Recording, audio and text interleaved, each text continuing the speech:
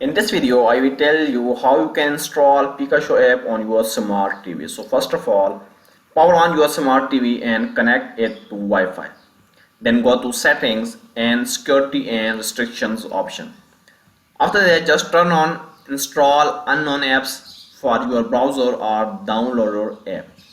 Then open the TV app store, search for downloader and install it.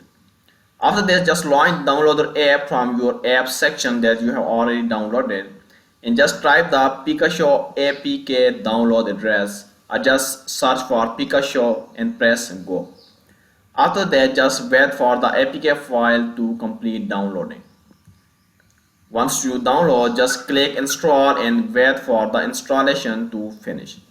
After when you install it, just go to your apps list and open Pikashow on your smart TV.